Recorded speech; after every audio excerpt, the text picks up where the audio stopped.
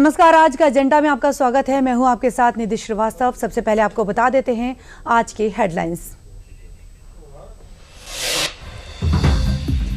सबसे पहले बताएंगे आज 3 राज्यों में थमेगा चुनावी शोर, और उसके बाद बात करेंगे ट्रंप की ईरान को धमकी, बाजारों पर क्या होगा असर। और साथ ही ये भी बताएंगे कि योगी कैबिनेट की महत्वपूर्ण बैठक आज होगी, और साथ ही प्रदेश के 50 जिलों के लिए IMD का बड़ा अलर्ट। और साथ ही ये भी बात करेंगे कि बांग्लादेश के विदेश मंत्री आज भारत आएंगे।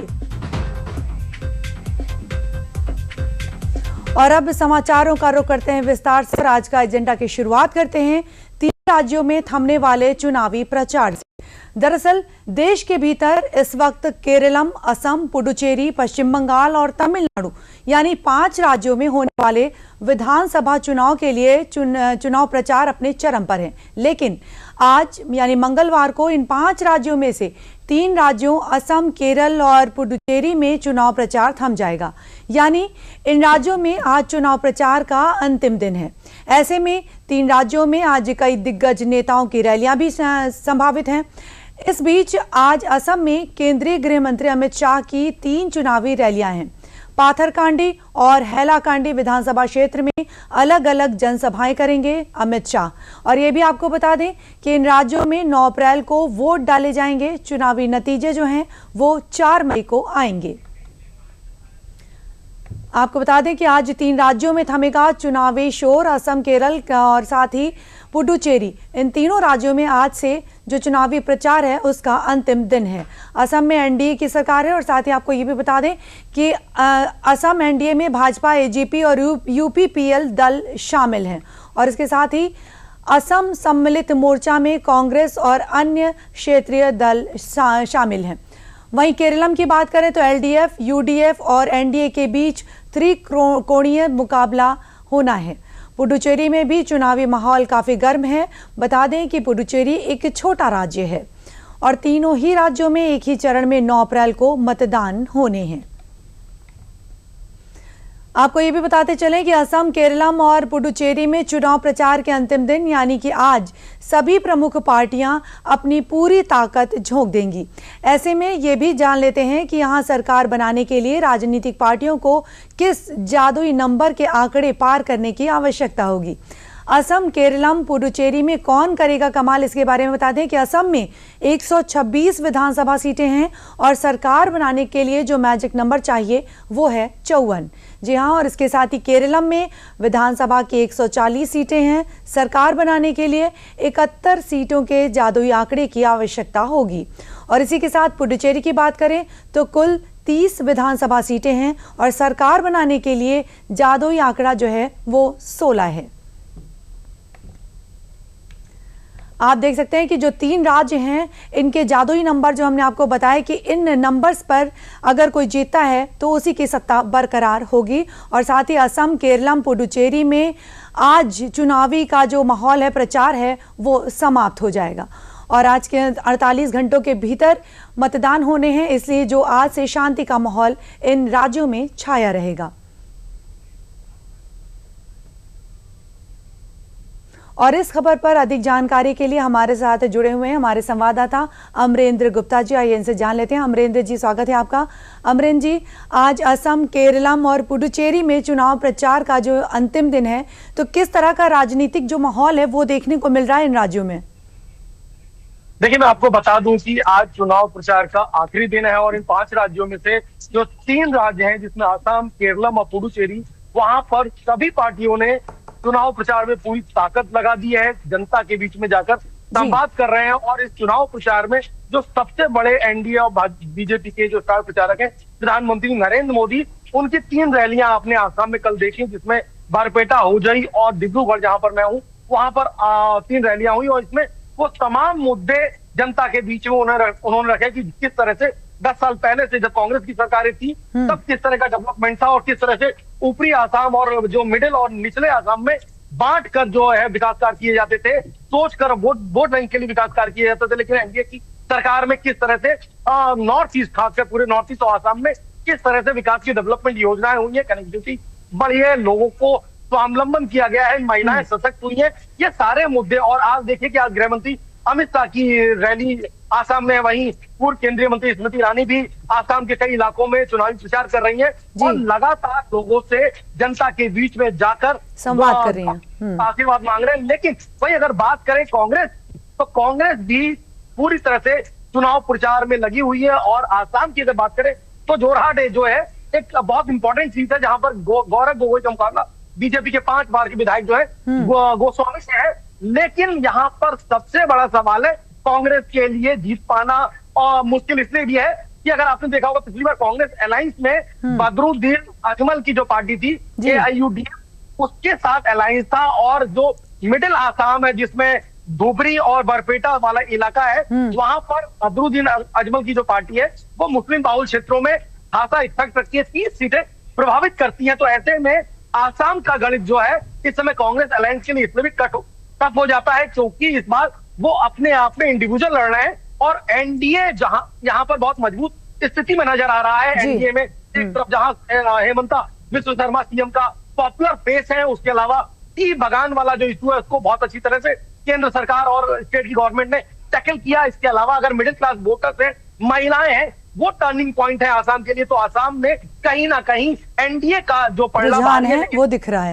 9 तारीख के बाद पता चलेगा। अगर और राज्यों की बात करें, हम केरलम की बात करें, पुडुचेरी की बात करें, तो इन राज्यों में किस पार्टी की सरकार की जो सत्ता है वो दिखने को मिल सकती है? देखिए, मैं आपको बता दूं कि पुडुचेरी में काफी पहले से गढ़ हुआ करता था कांग्रेस का, लेकिन इस बार जो 30 सीटें हैं और सबसे छोटा स्टेट माना जाता है, मात्र 30 सीटें हैं। लेकिन जो है पुडुचेरी में भी भारतीय एनडीए जो है वहां पर खासी टक्कर दे रहा है कांग्रेस के सामने। नेतृत्व परिवर्तन के साथ जो लोकल इश्यूज है वो हावी है, तो कहीं ना कहीं वहां पर भी एक टफ फाइट देखी जा रही है कांग्रेस अलायंस पर एनडीए अलायंस के साथ। केरलम इसलिए भी इंपॉर्टेंट है कि अगर आपने देखा होगा कि 2024 में जो केरलम की त्रिशूल लोकसभा सीट है वहां पर सुरेश गोपी ने अपनी जीत लेकर बीजेपी का खाता खोला और एनडीए के लिए बहुत सारे रास्ते खोल दिए। हालांकि केरलम में जो है शुरू से ही कांग्रेस गठबंधन और जो अलायंस है उनका वो हावी रही है केरल में। लेकिन इस बार जो है काफी अच्छी टक्कर देखिए तो एनडीए अलायंस दे रही है और यूडीएफ और एलडीएफ के लिए चुनौती तो है ही है। लेकिन सबसे बड़ी बात है कि केरलम में क्या वो अपना किला बचा पाते हैं कि नहीं बचा पाते, क्योंकि उनके पास होने के लिए बहुत कुछ है लेकिन एनडीए अलायंस के पास होने के लिए बहुत कुछ नहीं है, वो गेनिंग पोजीशन में है। तो कुल मिला के जो आज अगर आप देखें और शाम को 5 बजे का समय है, आज अंतिम दिन है, तो पूरी तरह से सभी पार्टियों ने ताकत झोंक रखी है, चाहे आसाम हो, पुडुचेरी हो, केरल हो, और इसके बाद जो बंगाल की तरफ राजनीति जाती है, इसके अलावा तमिलनाडु की तरफ, तो जो चुनाव प्रचारक जो है स्टार कैंपेनर वो तमिलनाडु और बंगाल का रुख कर रहे हैं। लेकिन ये 3 राज्य जिसके लिए 9 तारीख को जनता उम्मीदवारों की किस्मत को ईवीएम में कैद कर देगी, लगभग मुद्दे तय है। अब अंतिम समय में डोर टू डोर जाकर भी जो मतदाता हैं और जो कैंपेनर है वो जनता से अपील कर रहे हैं, अपने पक्ष में गुहार लगा रहे हैं कि वो उनको जीत का आशीर्वाद दे। वो मुद्दों की बात कर रहे हैं, वो विकास की बात कर रहे हैं, लेकिन देखना ये बड़ा दिलचस्प होगा कि क्या इन तीनों राज्यों में जो सत्ताधारी दल है उनको जनता का आशीर्वाद मिलता है या फिर नई पटकथा के तौर पे जो मतदाता है वो बदलाव की बयान को जी देखना। जी बिल्कुल अमरेन जी, देखना तो ये होगा कि जो जनता है वो किसको चुनती है और ये दिन परिणाम के दिन ही घोषित होने वाले। बहुत बहुत धन्यवाद अमरेन जी हमसे जुड़ने के लिए।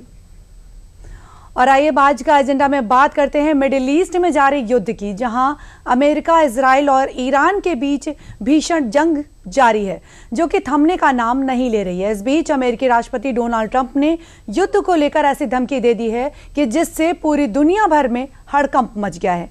दरअसल सोमवार को व्हाइट हाउस में एक प्रेस कॉन्फ्रेंस में ट्रंप ने धमकी देते हुए इशारा किया कि अगर ईरान होर्मुज स्ट्रेट नहीं खोलता तो वो एक दिन में ही ईरान को तबाह कर देंगे और जिसके लिए वो ईरान की gas field, water plant, bridge और कई सिविलियन इंफ्रास्ट्रक्चर को भी निशाना बनाएंगे।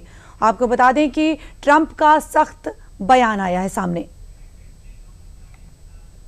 An American F-15 fighter jet went down deep inside enemy territory in Iran while participating in Operation Epic Fury, where we're doing unbelievably well at a level that nobody's ever seen before. The entire country could be taken out in one night, and that night might be tomorrow night. और इस बीच ये जानना बेहद जरूरी हो जाता है कि क्या ईरान करेगा पलटवार।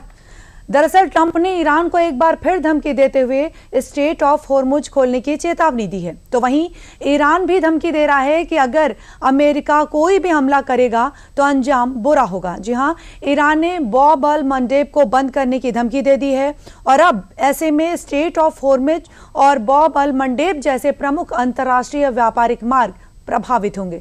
तो दुनिया के मार्केट पर इसका क्या प्रभाव पड़ने वाला है, यह भी हम आपको बता देते हैं कि ईरान को ट्रंप की सबसे बड़ी धमकी है। क्या ईरान पलटवार कर सकता है? जी हां, ईरान ने स्ट्रेट ऑफ होर्मुज को बंद कर रखा है, जिससे अंतरराष्ट्रीय व्यापार जो है वो प्रभावित है। तेल गैस की कीमतों पर असर हुआ है इसका। साथ ही अभी ईरान केवल होर्मुज से मित्र देशों के जहाज को ही जाने दे रहा है, लेकिन अगर ट्रंप ईरान पर नया और भीषण हमला करेंगे तो इससे अंतर्राष्ट्रीय व्यापार और भी ज्यादा प्रभावित हो सकता है। ईरान बॉब अल मंडेब जल डमरू मध्य मार्ग को बंद कर सकता है। हाल में ही ईरान ने इसे बंद करने की धमकी भी दी थी। जी हां, एक बार फिर आपको बता दें कि इसके पहले भी ईरान ने इसे बंद करने की धमकी दी थी। और इसके अलावा यह भी हम आपको बता दें कि अमेरिकी राष्ट्रपति ने जब जब धमकी का बम फोड़ा है तब इससे शेयर बाजार पर असर हुआ है। और क्या असर हुआ है ये भी आपको बता दें कि जब जब उन्होंने ऐसी कुछ धमकी दी है तो उस पर क्या असर हुआ है। बात करते हैं 9 मार्च 2026 की, तो खार्क आइलैंड पूरी तरह से तबाह करने की उन्होंने धमकी दी थी। ब्रेंट क्रूड 119.50 डॉलर तक उछला। सेंसेक्स निफ्टी नीचे गिरे। सोना चांदी में भी तेजी आ गई। साथ ही 16 मार्च 2026 की बात करते हैं तो ईरान पर दबाव बढ़ाने और ऊर्जा ठिकानों पर हमले का संकेत उन्होंने दिया। तो उससे क्या हुआ कि तेल गैस की कीमतों में उछाल आया, शेयर बाजारों में गिरावट हुई। साथ ही 17 मार्च 2026 की बात करें तो 15 सूत्रीय पीस प्लान की खबर निकली। ग्लोबल बाजारों में रिकवरी, सेंसेक्स निफ्टी संभल गए, रुपया स्थिर हो गया, सोना नरम हो गया। और इसके साथ ही मार्च 2023 की बात करते हैं, 2026 मार्च 2023 की, तो ईरान से सकारात्मक बातचीत और होर्मुज डेडलाइन बढ़ाने का ऐलान किया गया।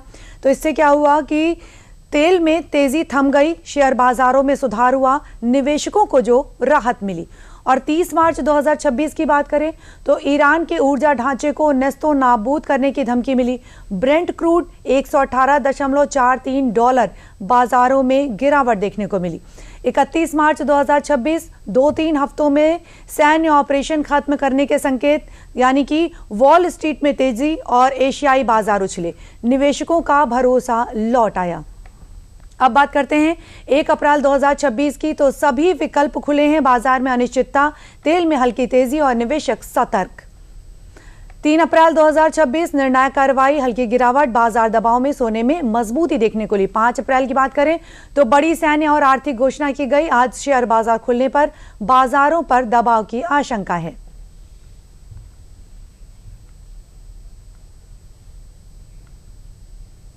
और इस विषय पर और अधिक जानकारी ले लेते हैं अखिलेश सुमन जी से। अखिलेश जी, स्वागत है आपका। अखिलेश जी, हमें बताएं कि राजनीति में बयानबाजी जो होती है वो काफी महत्वपूर्ण मानी जाती है, जिसका जनता पर या हम कह सकते हैं कि देश पर भी काफी असर पड़ता है। तो जिस तरह का बयान अमेरिकी राष्ट्रपति ने दिया है, क्या लगता है कि इसका कितना असर होगा ईरान पर? देखिए, अमेरिकी राष्ट्रपति डोनाल्ड ट्रंप के बयान का ईरान पर अभी तो ज्यादा असर नहीं दिखता है।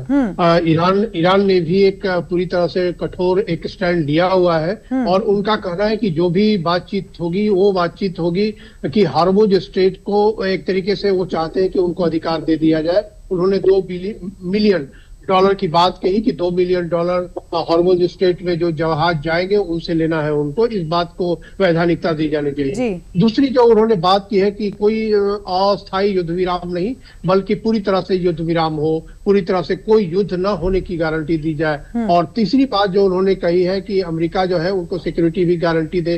तो एक तरीके से कहे कि डोनाल्ड ट्रंप ने जो बात कही है, डोनाल्ड ट्रंप की बात का असर जो है ईरान पे पड़ता हुआ दिख नहीं रहा है, क्योंकि ईरान ये मान रहा है कि डोनाल्ड ट्रंप ने पिछली बार जब 28 फरवरी को जब समझौता हो रहा था, उस समझौते के बीच में उन्होंने समझौता तोड़कर उन्होंने ईरान पर युद्ध छेड़ दिया। और उसके बाद ईरान के विदेश मंत्री का बयान है, कई लोगों का बयान है कि डोनाल्ड ट्रंप की बात पे कैसे भरोसा किया जाए कि वो कुछ समझौता करेंगे तो मानेंगे। अब निश्चित तौर पे यह एक बड़ी स्थिति है और ईरान ने ये धमकी दी है कि अगर डोनाल्ड ट्रंप हमला करते हैं, जो उन्होंने डेडलाइन दी है ट्यूसडे 8 PM जो अमेरिकी टाइम है, ईस्टर्न टाइम है, उसके हिसाब से, तो उसके बाद जो है ईरान भी जो है जो मध्य एशिया के देश है, जो वेस्ट एशिया भी उसे कहते हैं, उन देशों पे वो जो वाटर सैनिटेशन प्लांट है, जो समुद्र से खारा पानी से अच्छा पानी बनाते हैं जनता को देने के लिए, उसको खत्म करेंगे। वो वहां के भी पावर प्लांट और तेल के जो भंडार है उनको भी खत्म करेंगे। तो इसका मतलब है कि एक बड़े युद्ध में, ऐसे युद्ध में जिसमें कि आम जनता लगातार प्रभावित होगी, इस तरह के युद्ध में तब्दील होता चला जा रहा है। कहीं ना कहीं हम ये भी देखते हैं कि अमेरिकी राष्ट्रपति डोनाल्ड ट्रंप ने जिस तरह की बात कही, उसको पलटवार करते हुए ईरान ने भी धमकी दी है। बिल्कुल ईरान ने भी अपनी तरफ से बात कही है, क्योंकि देखिए दुनिया की सहानुभूति ईरान के प्रति है, ये बात तो ईरान जानता है, लेकिन ईरान वो सहानुभूति थोड़ी सी कम होती इसलिए है कि उन्होंने स्टेट ऑफ हॉर्मुज को पूरी दुनिया के लिए प्रैक्टिकली बंद कर दिया है, और जो कुछ जहाज आ भी रहे हैं वो ईरान से इजाजत लेकर आ रहे हैं। तो यह जो स्थिति है दुनिया को भी स्वीकार्य नहीं है। डोनाल्ड ट्रंप अगर ये बात कहते हैं कि यह पूरी तरह से स्टेट ऑफ हॉर्मुज खाली करो, तो ये निश्चित तौर पे ये एक बात है जो पूरी दुनिया को कह सकते हैं उसे फायदा होने वाला है, लेकिन ईरान इसे मानने को अभी तक तैयार नहीं है। तो निश्चित तौर पे ईरान की धमकी और डोनाल्ड ट्रंप की धमकी, दोनों की धमकियों के बीच में पूरी दुनिया फंसी हुई है। बिल्कुल, आपने सही कहा कि कहीं ना कहीं दोनों देशों के बीच में पूरी दुनिया पर असर भी पड़ रहा है। बहुत बहुत धन्यवाद अखिलेश जी हमसे जुड़ने के लिए। और अब आज का एजेंडा में खबर सीएम योगी की अध्यक्षता में होने वाली अहम बैठक की आपको बता दें।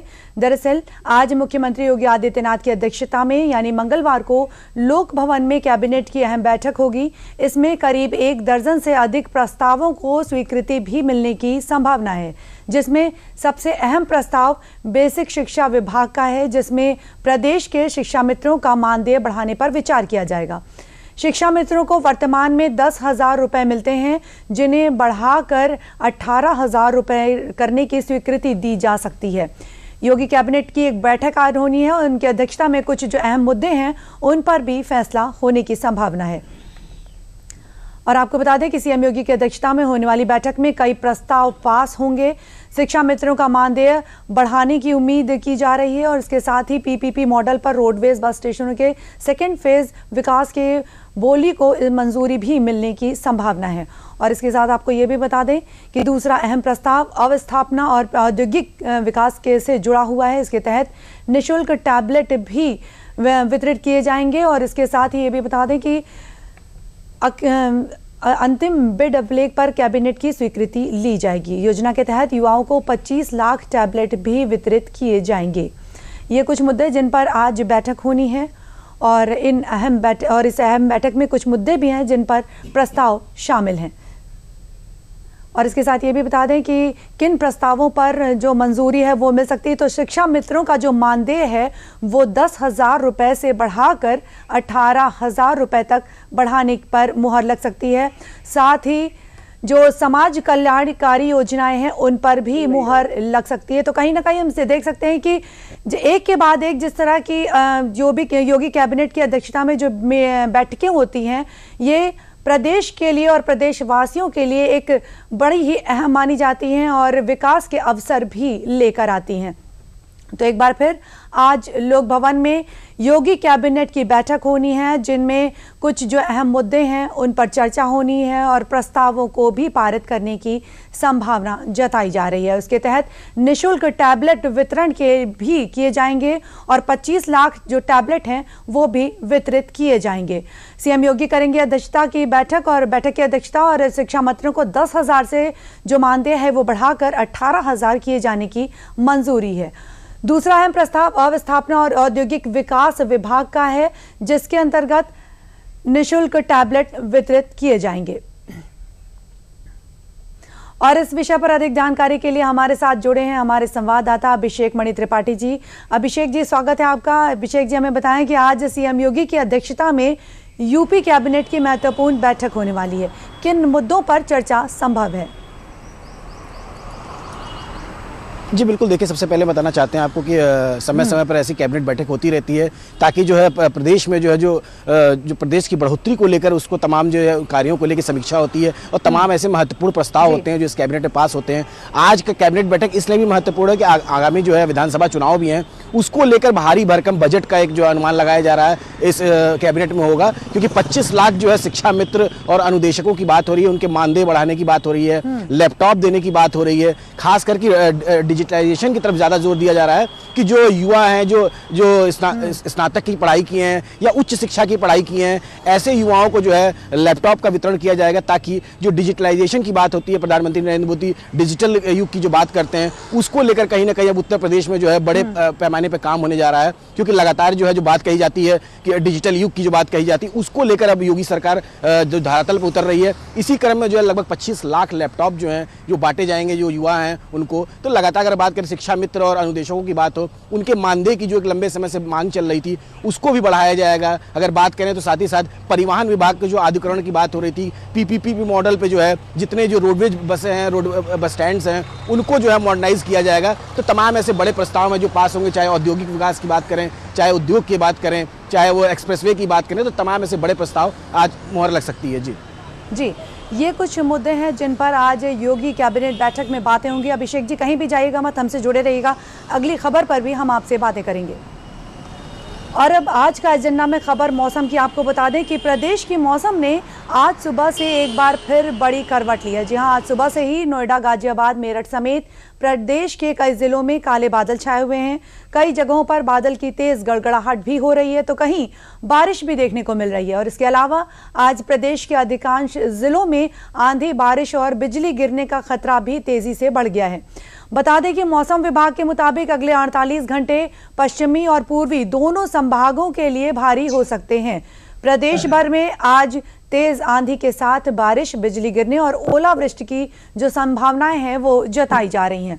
प्रदेश में बदला मौसम का मिजाज, एक बार फिर से यूपी में बदला मौसम का मिजाज। आज प्रदेश के अधिकांश जिलों में आंधी, बारिश की संभावनाएं हैं। आईएमडी के मुताबिक पश्चिमी बिजली गिरने के लिए ऑरेंज अलर्ट जारी किया गया है। अगले 48 घंटे पश्चिमी और पूर्वी दोनों संभागों के लिए भारी भी हो सकते हैं। और इसके साथ ही मौसम विभाग ने आज कई जिलों के लिए तेज आंधी और बारिश की चेतावनी भी दी है। और वहीं पूर्वी संभाग में कहीं कहीं आंधी पानी का येलो अलर्ट भी जारी हुआ है। पूर्वी संभाग में 30-40 किलोमीटर की रफ्तार से हवाएं भी चलेंगी। आगरा, मेरठ, गाजियाबाद, नोएडा, लखनऊ, कानपुर में भी इस तरह का मौसम देखने को मिल सकता है। वाराणसी और गोरखपुर समेत 50 से ज्यादा जिलों में मौसम में आईएमडी का बड़ा येलो अलर्ट जारी किया है। आज प्रदेश के कई जिलों में आंधी, बारिश और बिजली गिरने की संभावनाएं भी जताई जा रही हैं। और इस खबर पर अधिक जानकारी के लिए एक बार फिर हमसे जुड़े हुए हैं अभिषेक मणि त्रिपाठी जी। अभिषेक जी, आप हमें बताएं कि पिछले 2 दिनों से जिस तरह से बेमौसम बारिश का नज़ारा हम सबको देखने को मिल रहा है, ऐसे में मौसम तो काफ़ी सुहावना सा लग रहा है, लेकिन वहीं दूसरी ओर किसानों की बात करें तो इस बारिश से उन्हें काफ़ी नुकसान का सामना भी करना पड़ रहा है।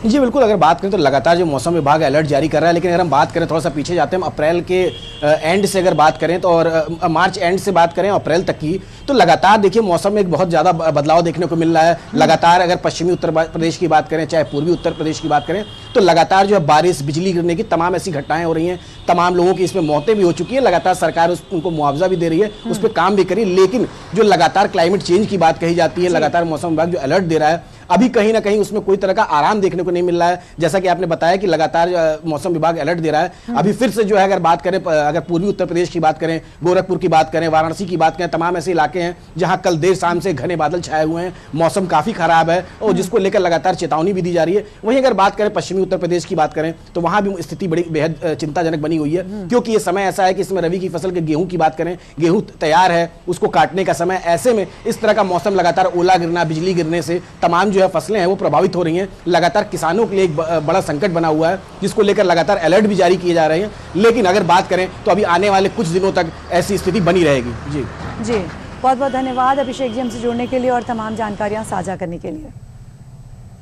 और आइए आज के एजेंडा में खबर आपको बताते हैं, प्रगाढ़ होते भारत और बांग्लादेश के रिश्तों की। दरअसल बांग्लादेश के विदेश मंत्री खलीलुर रहमान आज मंगलवार को अपनी पहली उच्च स्तरीय यात्रा पर दिल्ली पहुंच रहे हैं। अगस्त 2024 में शेख हसीना सरकार के गिरने के बाद ये बांग्लादेश की नई निर्वाचित सरकार की ओर से भारत का पहला उच्च स्तरीय मंत्री दौरा है। इस यात्रा का मुख्य उद्देश्य की बात करें तो द्विपक्षीय संबंधों को फिर से मजबूत करना और लंबित मुद्दों पर समाधान तलाशना है। वहीं इस अहम दौरे से ठीक एक दिन पहले भारत के बांग्लादेश में उच्चायुक्त प्रणय वर्मा ने ढाका में बांग्लादेश के प्रधानमंत्री तारिक रहमान से मुलाकात की थी। आपको बता दें कि बांग्लादेश के विदेश मंत्री आज भारत आएंगे। ये कहीं ना कहीं भारत और बांग्लादेश के जो रिश्ते हैं उसको सुधारने की एक बार फिर से कोशिश की जा रही है। बांग्लादेश के विदेश मंत्री खलीलुर रहमान आज भारत आएंगे और बांग्लादेश की जो नई नीतियां हैं उन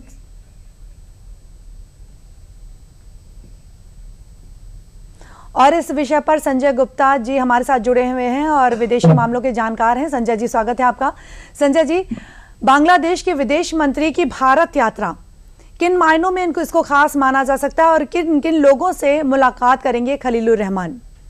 जी, देखिए, पहली बात तो यह है कि 15 महीने के बाद फरवरी 2026 में तारिक रहमान साहब की सरकार बनी, तो उनकी तरफ से पहला कदम है कुछ नॉर्मलाइज किया जाए रिलेशंस। 15 महीने तक इससे पहले बिल्कुल पैरालिसिस में था भारत और बांग्लादेश का जो भी बायलैटरल रिलेशंस था, तो एक नई पहल शुरू करी गई, जैसे आपने भी स्पष्ट किया है। लेकिन भारत अभी बड़ा फूंक फूंक के इस पर कदम रख रहा है, क्योंकि 15 महीने में जो कुछ हुआ दोनों देशों के मध्य, भारत इससे बहुत आहत था और अभी धीरे धीरे शुरू हो रहा है। तो अब देखिए, जो इनकी जो विजिट है 2 दिन की बताई जा रही है, संभवतः तीसरे दिन भी एक्सटेंड हो सकती है। आज और कल यानी 7 और 8 अप्रैल को ये यहाँ पर रहेंगे, दिल्ली में रहेंगे, जिसके अंतर्गत वो जयशंकर साहब से मिलेंगे, भारत के विदेश मंत्री, और साथ साथ अजीत डोवाल जो नेशनल सिक्योरिटी एडवाइजर हमारे। और हमें यहाँ ध्यान ये रहना चाहिए कि जो खलीलुर रहमान साहब आए हैं ये भी नेशनल सिक्योरिटी एडवाइजर थे जब यूनूस सरकार थी, तो इसलिए इनको ये पता है कि कौन कौन से प्रमुख मुद्दे हैं जो इस समय बांग्लादेश के लिए महत्वपूर्ण है और भारत सरकार भी जिनको महत्वपूर्ण समझती है। तो जो एक पहला जो मुद्दा है वो ये है कि जो गंगा वाटर जो शेयरिंग का है। अब देखिए, दिसंबर 2026 में ये ट्रीटी एक्सपायर होगी। 30 साल की ये ट्रीटी थी, 1996 में हुई थी और दिसंबर में ये 2026 में एक्सपायर हो रही थी। अभी तक जब ये रिलेशंस 15 महीने तक खराब चल रहे थे भारत के साथ बांग्लादेश का, तो भारत ने भी इस ट्रीटी को एक तरीके से सस्पेंडेड मोड में रख दिया था। बहुत ज्यादा भारत में उत्सुकता नहीं दिखाई थी कि जहां कहते भारत ने अपनी तरह से एक जिसे कहते हैं वाटर स्ट्राइक करने का प्रयास किया था। तो अब भारत भी चाहता है कि ठीक है, चलिए रिलेशन नॉर्मलाइज हो जाए, क्योंकि माननीय प्रधानमंत्री जी ने नेबरहुड फर्स्ट की जो हमारी पॉलिसी है कि अगर पहले आप लोग गलत रास्ते पर थे और अगर आपको पश्चाताप हो रहा है और आप आना चाहते हैं हमारे साथ सुधार करने के लिए, तो हम तैयार हैं। बांग्लादेश ने भी कहा है बांग्लादेश फर्स्ट। तो जब कहीं ना कहीं संजय जी तो कहीं ना कहीं ये कहा जा सकता है क्या कि विदेश मंत्री की ये यात्रा जो है वो प्रधानमंत्री तारिक रहमान की संभावित यात्रा को इससे जोड़ा जा सकता है? बिल्कुल, निश्चित रूप से ये एक तरीके से ब्रिज बिल्डिंग है ये दोनों सरकारों के बीच में। अभी इनिशियल फीलर्स था, जैसे हमारे प्रणय वर्मा साहब थे भारत के जो एम्बेसडर हैं, जो उन्होंने अभी बांग्लादेश के इनसे मिले थे खलीलुर रहमान से। तो इसलिए ये अभी एक तरीके से ये एक ब्रिज बिल्डिंग चल रही है और धीरे धीरे आगे चलकर कुछ महीने के बाद इसमें और कुछ डेवलपमेंट होंगे, ऐसा माना जा रहा है। तो एक तो गंगा वाटर वायर जो बड़ा महत्वपूर्ण है। देखिए, पाकिस्तान के साथ भारत ने कितना बड़ा स्ट्राइक किया, पूरा सिंधु जो ट्रीटी थी, इंडस ट्रीटी थी, सस्पेंड कर दिया। तो बांग्लादेश बहुत अच्छे जानता है कि अगर भारत के साथ इनके संबंध अगर उसी पहले की तरह से बनाए रखेंगे तो इससे बांग्लादेश को भुगतना पड़ेगा। दूसरी बात देखिए, जो बांग्लादेश आज भारत के चौखट पर आकर खड़ा हुआ है वो है एनर्जी असिस्टेंस को लेकर। आप जानते हैं, या हम लोग सब जानते हैं, 10 मार्च को भारत ने 5000 टन डीजल सप्लाई किया था बांग्लादेश के कहने पर। बांग्लादेश बहुत ज्यादा उनके यहाँ बिल्कुल जैसे अन्य देशों में, भारत के पड़ोसी राज्यों में सब जगह तेल और गैस को लेकर हाहाकार मचा है, भारत को छोड़कर बाकी जगह। इसी तरह से उन्होंने बांग्लादेश में था तो भारत ने 5000 टन डीजल तब सप्लाई किया था। अभी 1 अप्रैल को 7000 टन फिर सप्लाई किया। तो कहीं ना कहीं फ्रेश डिमांड किया है। बिल्कुल, कहीं ना कहीं तो संजय जी ये देखा जा सकता है कि ये बांग्लादेश और भारत के रिश्तों में सुधार देखने को मिल सकता है इस संबंध से। बहुत बहुत धन्यवाद संजय जी हमसे जुड़ने के लिए। और इसी के साथ आज का एजेंडा में फिलहाल के लिए इतना ही। दीजिए इजाजत, नमस्कार।